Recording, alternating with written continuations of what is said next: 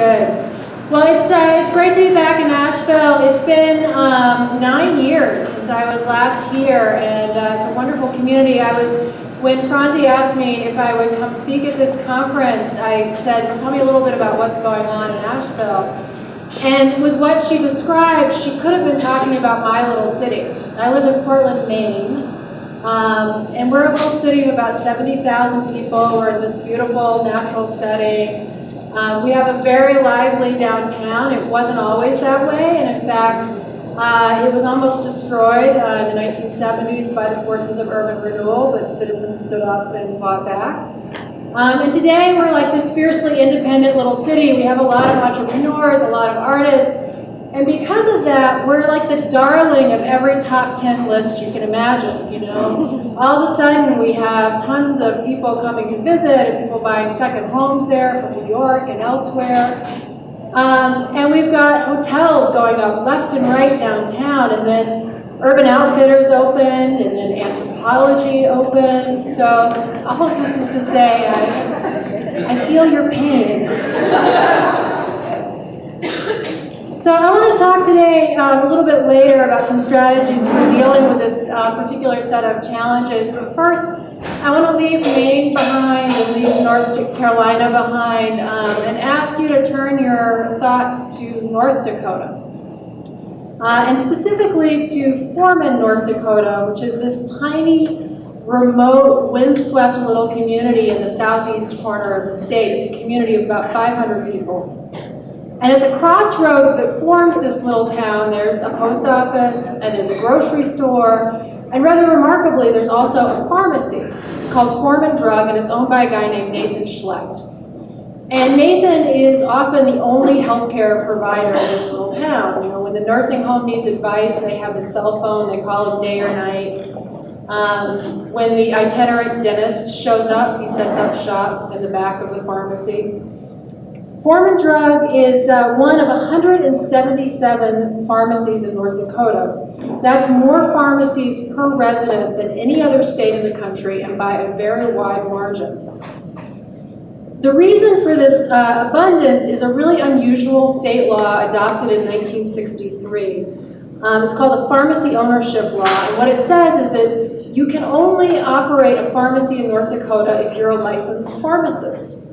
And the purpose behind this law is that, you know, they want pharmacy to be in the hands of people whose first allegiance is to providing health care, not in the hands of people whose first allegiance is to the bottom line of some distant corporation. So as a result of this, virtually every pharmacy in the state of North Dakota is locally owned and independent. There are no Walgreens and CVS's, there are no pharmacies inside the Walmart stores, there are no pharmacies inside the supermarket chains, they're all independent. So last fall, my organization, the Institute for Local Self-Reliance, which is a national nonprofit research and advocacy organization, we decided to analyze the impact of North Dakota's pharmacy law, and what we found is really quite extraordinary. North Dakota has some of the lowest prescription drug prices in the country.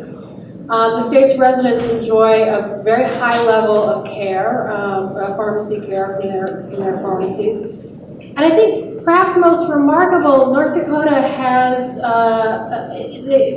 residents enjoy this just unparalleled level of access and competition. We did this comparison between North Dakota and South Dakota. And South Dakota is very similar population distribution.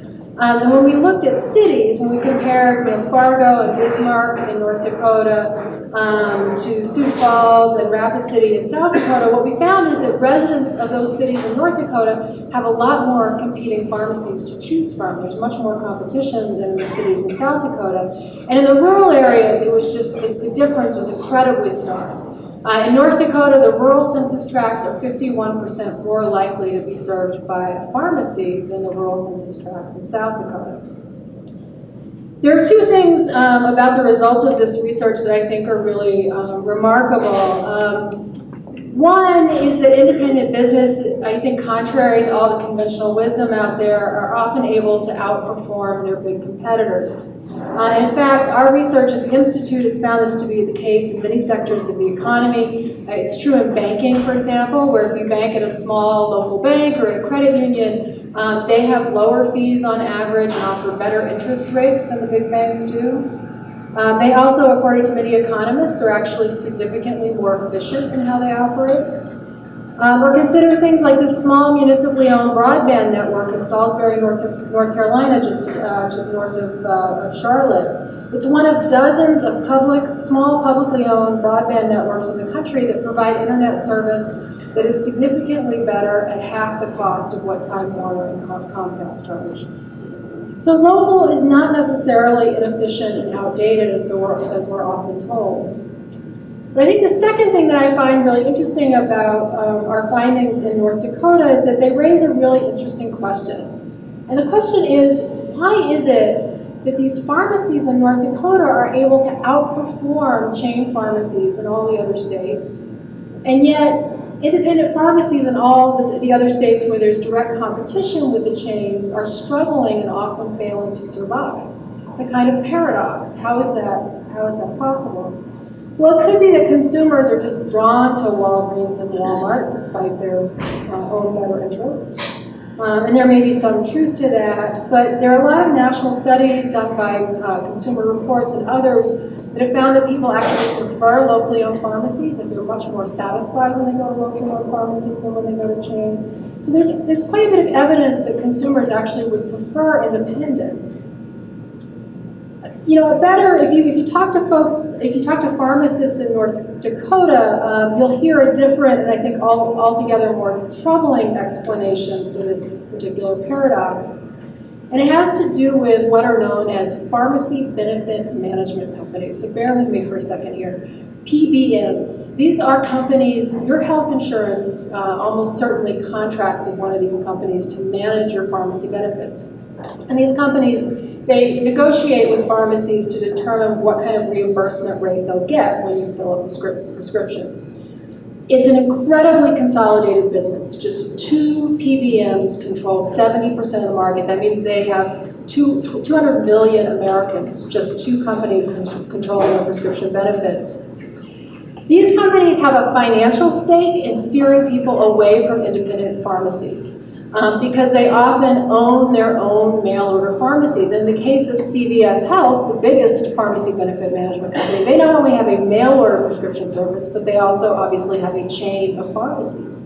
So what they do is they offer these take-it-or-leave-it contracts to the independent pharmacies who either say no, and then they're locked out of the provider network, or they accept a reimbursement rate that's often less than what they're actually paying for the drug. It's a really skewed setup.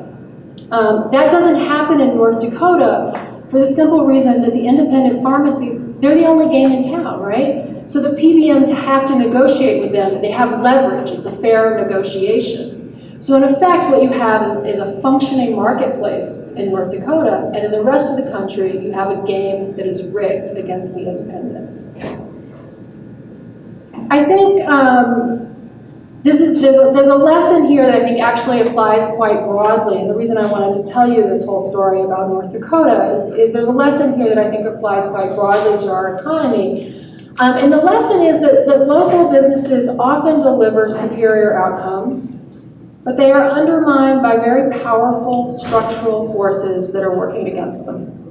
And those structural forces are often the result of very bad public policy choices.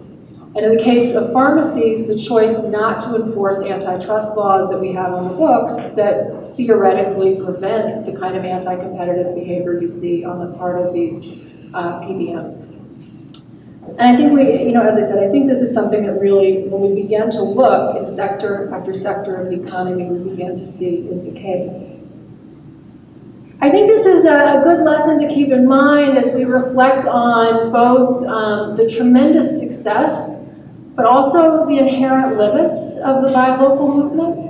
You know, a decade ago, more than a decade ago, at ILSR, we launched an initiative to challenge this idea of concentration in the economy and to really make a case for locally owned business. And we weren't the only ones, of course, thinking this way at that time. And in the years since, there's just been this incredible movement that has grown up of independent businesses and consumers and investors who are working to make this vision of a local economy a reality. Asheville grown is one of over 100 independent business alliances in the country that collectively count well over 50,000 independent businesses as members. And that's all happened in the space of about 10 years, a pretty extraordinary thing.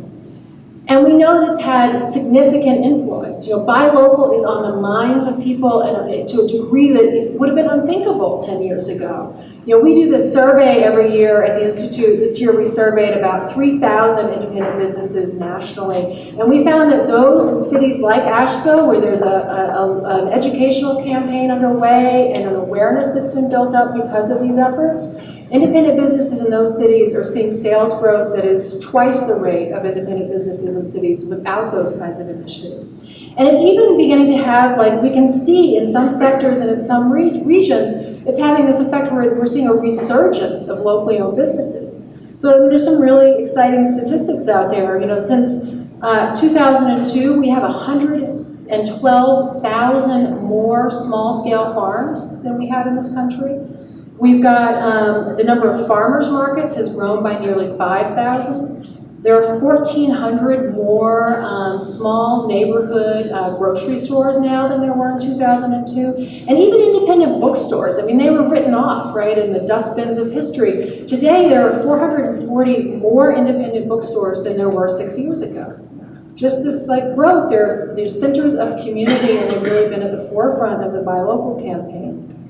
Independent coffee shops are growing at about 1.5 the rate of Starbucks. Record store day, who would have thought this has become a phenomenon? There are about 1,000 record stores in this country. Every April they have enormous numbers of customers descending on them, and they're becoming the leading edge of things like the vinyl trend and the releases of new albums. So, this is all pretty incredible. This is stuff that folks in this room and all over the country have helped to make happen. And at the same time, we've had this just growing and mounting empirical evidence in favor of shifting our economy more in the hands of small-scale and local and regional businesses. Last year, a study published by none other than the Federal Reserve Bank of Atlanta found that counties in which locally owned businesses account for a larger share of the economy actually had higher income growth and reduced poverty rates compared to counties in which large non-local businesses are dominant. Another study out of the Federal Reserve Bank of Kansas City concluded that economic development strategies focused on trying to bring in big outside companies tended more often than not to result in a net loss of jobs, and that it was far smarter to actually focus on growing your local economy. But despite all of this evidence and despite the popularity of this movement, I find myself doubtful that this is a strategy focused solely on getting consumers to change their choices, is ultimately going to get us where we need to go.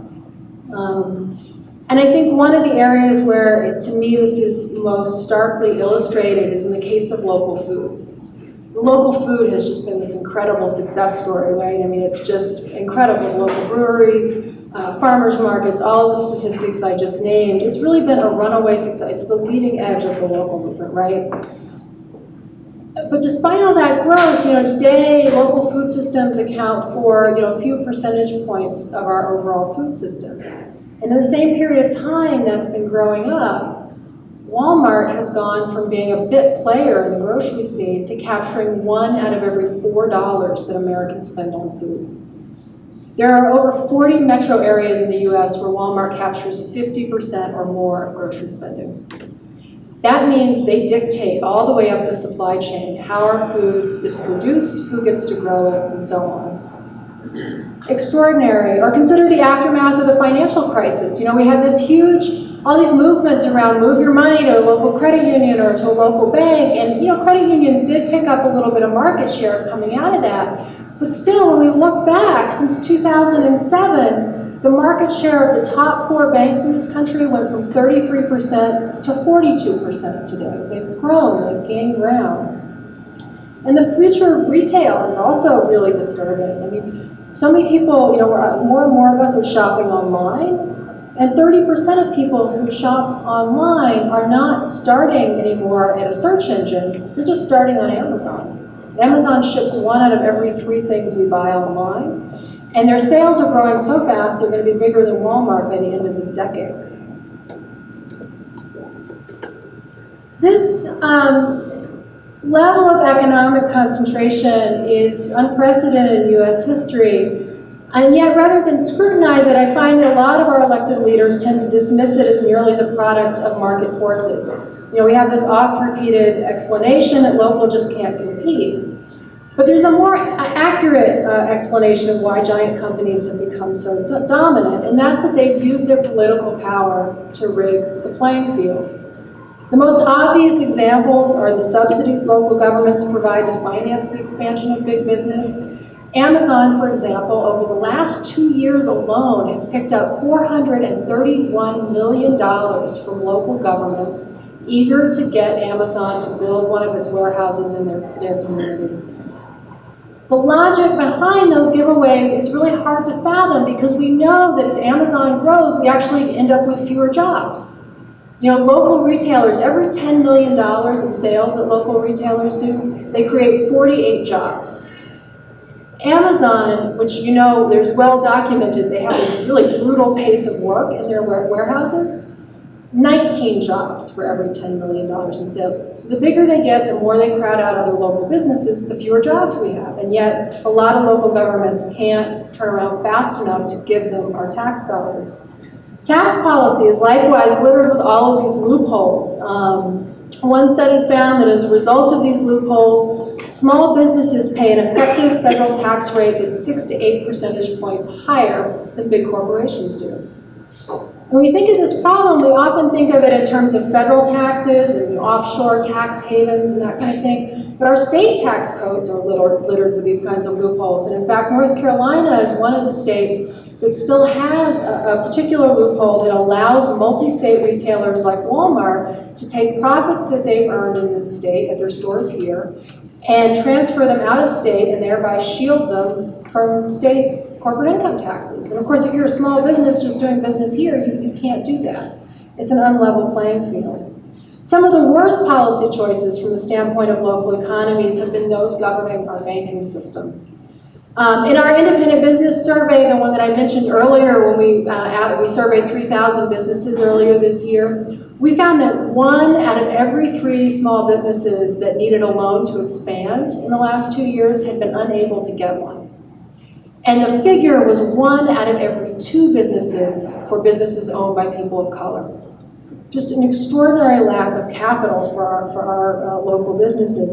And this isn't just a hangover from the recession. It's actually part of a longer running trend, and at the root of the problem is consolidation in our banking system. You know, in the 1990s, we passed these 2 big changes to our banking laws, and we just got rid of what had been the situation for more than 60 years, where we had a nice mix of local, regional, and national banks. And instead, we ushered in this whole new era of giant banks. Today, a handful of big banks control half of all banking assets, and they devote very little of their resources to local business lending. It was the community banks that do all the local business lending, and as they disappear, we no longer have the capital in our communities that we need to grow our local businesses. Here's a statistic that I think ought to keep us all sort of awake at night, which is that since 2007, 1 out of every 4 community banks in this country has closed. And it's not, as I said before, that they're inefficient or ineffective. They're actually much more successful by a lot of measures. It's just that the policy field is so rigged. You know, and after the financial crisis, instead of responding with some really smart, simple structural reforms that would say banks can't be this complicated, they can't be this big, they can't mix investments with commercial banking, instead of going back to those basic principles that govern our banking system, we instead enacted all these sort of complex rules that the big banks managed to get around. Meanwhile, the local banks are like entangled in all of these regulatory requirements that make it hard for them to operate. I could go on. There are lots and lots of examples at the state, federal, and local level. But the point here is what all of these policies have produced is an economy that doesn't really meet our values, and it doesn't work very well for us. We've got a shrinking middle class. We've got growing numbers of people locked in poverty wage jobs. There's an article in the New York Times last week that found that it's talking about how hourly wages for both low and middle income people have declined since 2009. And the biggest declines have been for people at the bottom of the wage scale, you know? I mean, this is just not working. So at various points in our history, Americans have been called upon to stand up to concentrated economic power and wrest back control of our democracy. 242 years ago, our forefathers and mothers dumped several thousand pounds of tea into Boston Harbor. Yeah, we often think of the Boston Tea Party as this like protest against Parliament, but it was more an act of corporate sabotage because those ships and that tea were owned by the East India Company, the most powerful global corporation of its day. And what the colonists were upset about is this relationship between Parliament and the East India Company and these laws that had been recently passed that were designed to undercut local tea merchants and give the East India Company a monopoly control over tea in the colonies. So that's what that was all about. We've been down this road before. We faced it in the early part of the 20th century with the rise of those big trusts, the oil companies, the railroads, and we fought back with a popular movement and some good policies, right? So here we are again. Later this fall, the Institute for Local Self-Reliance will be releasing a declaration of policy principles to support and restore local economies. And I hope you all will join with us and sign on to those principles and bring them to your local, state, and federal elected officials. What we're calling for is an end, is 5 things: an end to tax breaks and subsidies that give some of the largest and most destructive companies an advantage over responsible small businesses. We're calling for breaking up the biggest banks and for a series of policy changes that would move capital back into our local economies. We're calling for a renewal of enforcement of antitrust policies. We're calling for policies that will create the right kind of built environment so that we create a world in which entrepreneurs can get started, in which local businesses can survive and thrive. And lastly, we're calling for targeted public investments to rebuild communities that have been especially marginalized by the current status quo. A lot of those tax breaks and subsidies that we give out to big business, I think ought to just come back into our general funds to support education and everything else we need to do. But we should take a portion of those dollars and really invest them strategically in communities that most need the help to rebuild their local economies. And there's some great examples out there of how we could do that. I love the Pennsylvania Fresh Food Financing Initiative, which has succeeded in creating a loan pool and a grant funding that has created almost 100 new independent food markets and grocery stores in previously underserved neighborhoods, both urban and rural across Pennsylvania. Those kinds of ideas, that's where our dollars really should be going. And within each of these 5 areas, these broad areas that I've outlined, there are debates and opportunities right now to influence policy.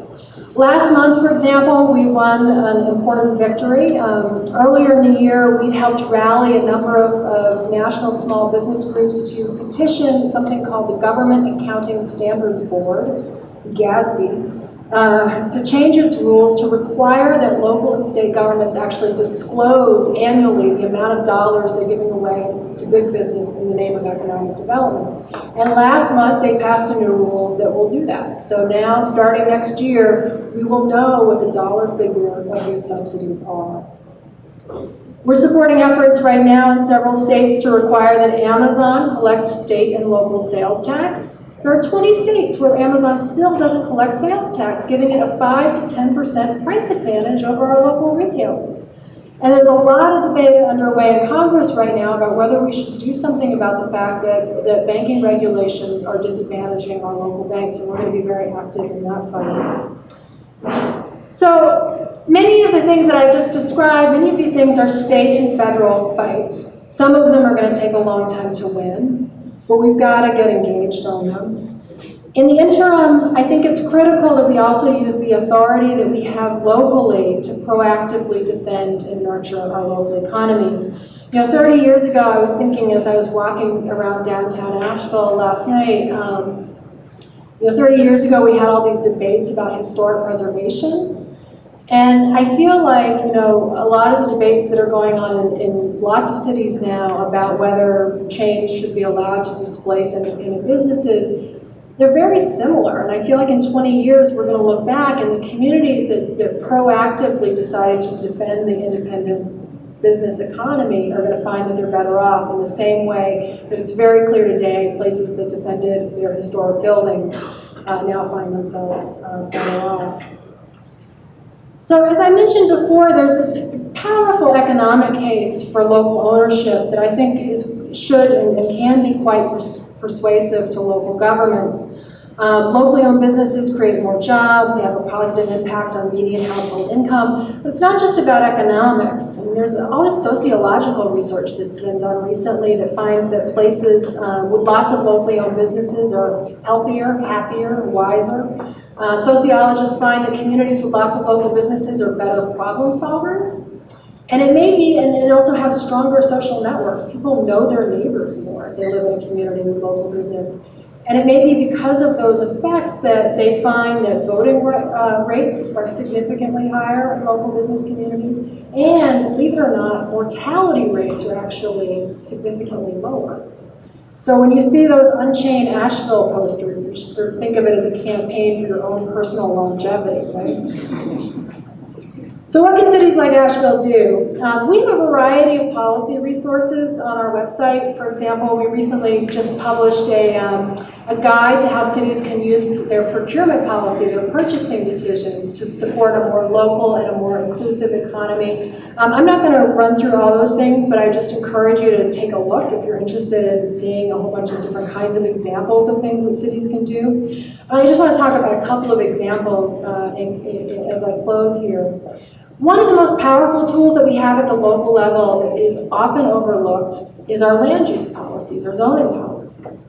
About 9 years ago, we worked with the city of San Francisco, which was really struggling with an influx of chain stores, rapidly rising rents, and so on, to write something that's called a formula business policy. And what it says is that in all of San Francisco's neighborhood commercial districts, which collectively represent about half the retail space in the city, not the downtown, but everything else, in those areas, chain stores are a conditional use, which means they have to get a special permit to open, they undergo a review, there's a set of criteria they have to meet, and there's a public hearing. A lot of chains don't apply because they figure they can't meet the criteria. And of those that do, somewhere around half get approved and half are rejected as a part of that process. If you now look back, it's been almost 10 years, if you now look back at that, what you see is the popularity of that policy has only grown. They've actually went back even last year, the city council stepped in and strengthened it because it's been working so well. And if you look at San Francisco and you compare it to, say, New York or Chicago or other big cities, it's like they went on a divergent path over those 10 years. San Francisco has tons of locally owned businesses. It probably has the most dense diversity of locally owned businesses anywhere in the country. Meanwhile, you go to Manhattan these days and it's Starbucks and Bed Bath & Beyond and all the rest of it.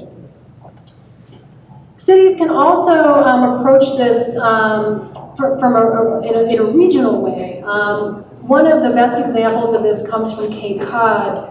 And you might, if you're not in New England or from the outside, you might think of Cape Cod as a rich place because there's certainly a lot of wealthy summer homes there. But it's actually people who live there year-round. They have lower median incomes than the rest of the state. It's sort of struggling in a lot of ways, the economy. So back in 1990, the 14 townships that make up Cape Cod got together and created a regional planning commission.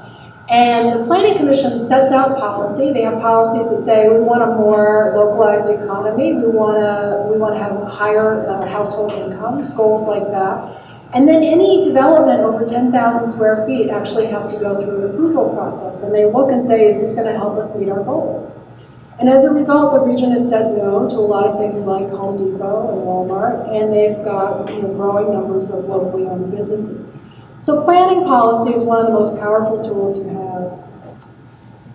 And lastly, I think in addition to land use policy, the other thing that we've really got to wrestle with, and I think that a lot of cities are trying to figure out right now, and I hope Asheville will sort of join us all in trying to wrestle with this question or this challenge, is we really need to think about real estate ownership.